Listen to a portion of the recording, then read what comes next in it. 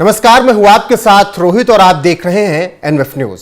2024 लोकसभा चुनाव के परिणाम बीजेपी के लिए वैसे नहीं रहे जैसे उम्मीद प्रधानमंत्री नरेंद्र मोदी, गृह मंत्री अमित शाह और बीजेपी के तमाम नेता कर रहे थे।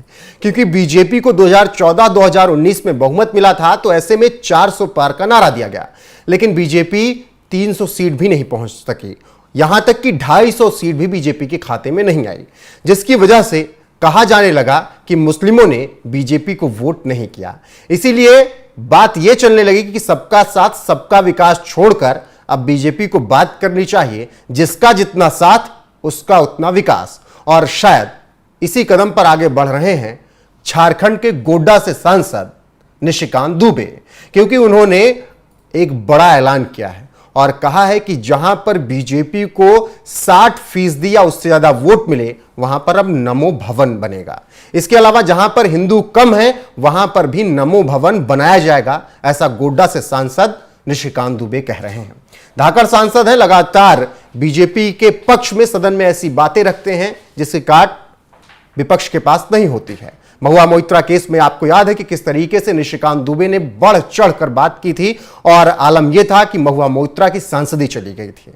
वही निशिकांत दुबे अब एक बड़ा ऐलान कर रहे हैं। उन्होंने 2 ट्वीट किए हैं, वो दोनों ट्वीट आपको दिखाते हैं। उसके आधार पर उन्होंने कहा है कि जहां बीजेपी को मिला 60% से ज्यादा वोट का समर्थन, वहां बनेगा नमो भवन। एक ट्वीट में और लिखते हैं निशिकांत दुबे, गोड्डा लोकसभा के जिन बूथों पर लोकसभा चुनाव में 60% से ज्यादा मत भाजपा को मिला है, वहां नमो सामुदायिक भवन बनेगा। एक मकान की लागत 50 लाख से 1 करोड़ रुपए होगी। बूथ जीतो, चुनाव जीतो।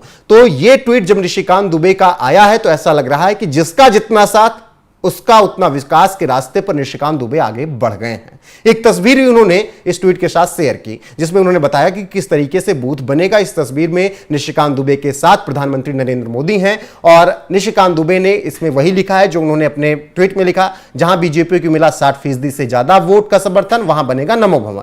इसके अलावा उन्होंने 3 पॉइंटर भी दिए, जिसमें बूथ जीतो, चुनाव जीतो। उन्होंने बताया कि जितने भी भवन बनेंगे उनमें एक भवन की लागत 50 लाख से 1 करोड़ रुपए होगी। जिन बूथ पर हुआ 60% से अधिक वोट, वहां बनेगा ये भवन। ये 3 उन्होंने पॉइंट्स में समझाया है। तस्वीर शेयर करने के साथ प्रधानमंत्री नरेंद्र मोदी उसमें नजर आ रहे हैं। इससे आप समझ सकते हैं किस तरीके से निशिकांत दुबे अब अपनी राजनीति आगे बढ़ा रहे हैं।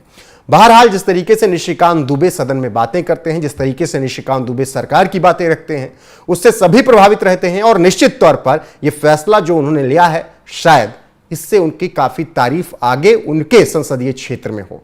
बहरहाल, निशिकांत दुबे के इस फैसले पर आपकी राय क्या है? कमेंट करके हमें जरूर बताएं। वीडियो को शेयर करना ना भूलें, चैनल को सब्सक्राइब कर लीजिए, वीडियो को लाइक भी कीजिएगा और बने रहिएगा हमारे साथ, क्योंकि यहां पर आपको तमाम खबरें मिलती रहेंगी।